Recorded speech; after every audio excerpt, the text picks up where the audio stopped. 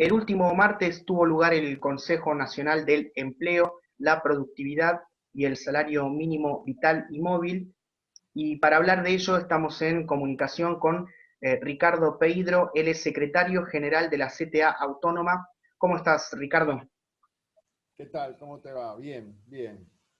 Bueno, en primer lugar te queremos consultar qué expectativas tenían de esta reunión, qué análisis haces acerca del acuerdo que se consiguió finalmente del aumento del 30% del salario mínimo en 7 cuotas, cómo están viendo lo que dejó esta reunión. Vos sabés que nosotros estamos invitados exclusivamente a la plenaria, en un acto que nosotros inclusive lo planteamos en la reunión y ya lo veníamos denunciando, en un acto absolutamente discriminatorio. No fue nuestra central invitada con todo el marco, con el marco del gremialismo a la reunión de la comisión, donde se escuchan las propuestas, se establecen las propuestas, los criterios por los cuales se dan los aumentos o no se dan los aumentos.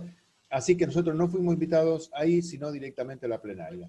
Dicho esto, nosotros nos abstuvimos en esa reunión, o sea, no votamos a favor de la propuesta. Una de las razones era esta, precisamente, porque no habíamos podido poner nuestra propuesta, no escuchamos los criterios, una fue en las razones, y por otro lado, nos pareció nos parece, estamos convencidos a través de de lo que viven los trabajadores y trabajadoras y de los equipos técnicos en los cuales venimos construyendo cuánto tendría que ganar un trabajador para, como lo define el Consejo del Salario, un trabajador sin carga de familia. Y al no haber una canasta básica que lo tiene que definir el Consejo y no lo define nunca, sobre datos objetivos, la vamos construyendo y actualizando nosotros, de acuerdo a una encuesta de gasto de los hogares del año 2003, 2004, 97, 98, que seguramente va a haber que actualizar los instrumentos también de esa medición de consumo, pero lo vienes actualizando y eso nos da que un salario, precisamente para un solo trabajador, da 60.000 pesos. 60.000 pesos bruto y más o menos 49.000 y pico que daría de bolsillo.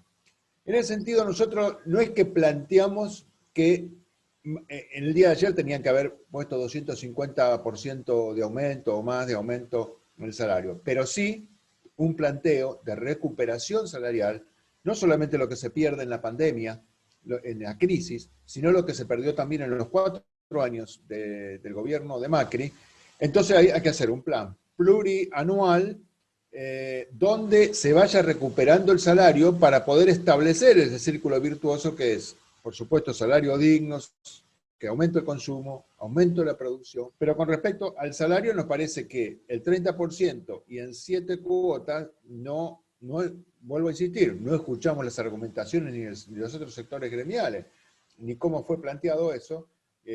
Nosotros creemos que no es un camino de recuperación salarial como estamos planteando. Tampoco podemos correr solamente por la inflación, porque si vos solamente firmás por la inflación, que por supuesto va a ser más para nuestro entender, pero si firmás nada más que por la inflación, nunca recuperás lo pasado y cada vez te van pisando sobre una pérdida salarial y vas corriendo detrás para recuperar exclusivamente para mantener el salario de un momento. De aquí a febrero del 2022 falta bastante todavía, pero a simple vista no hay que hacer demasiados análisis profundos para darnos cuenta que va a quedar insuficiente, digamos, este aumento de 30% en 7 tramos. ¿Qué posibilidades hay de revisar esto? ¿Cómo se lleva adelante esto?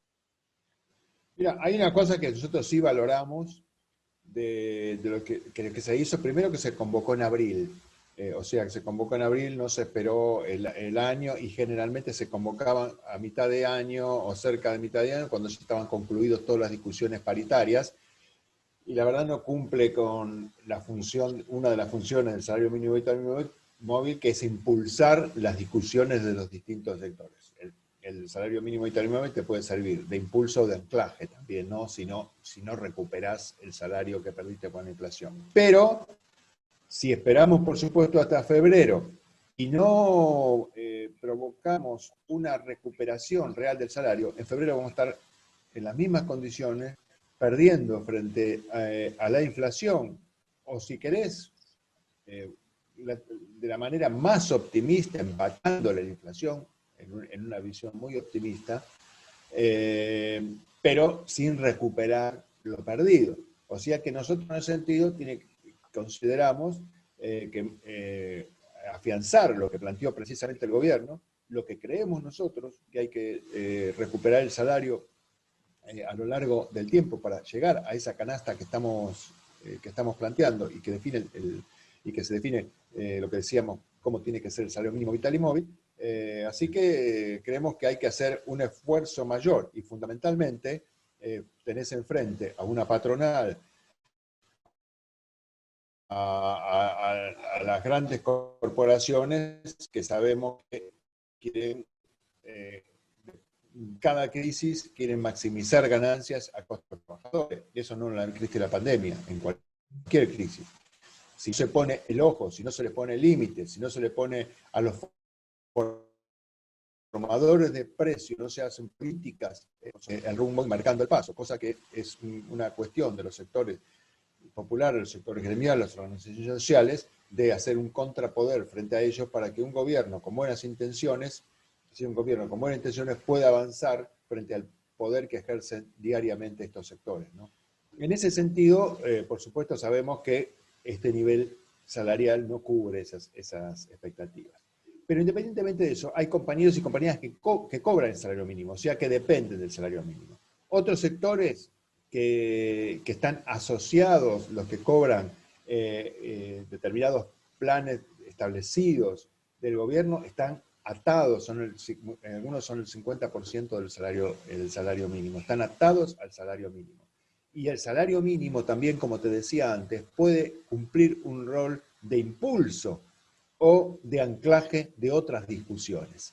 Y si verdaderamente el gobierno plantea, como lo planteó y te comentaba antes, que el salario tiene que estar por encima de la inflación, nosotros planteamos que tiene que haber cláusulas de ajuste automático, si verdaderamente esa es la intención.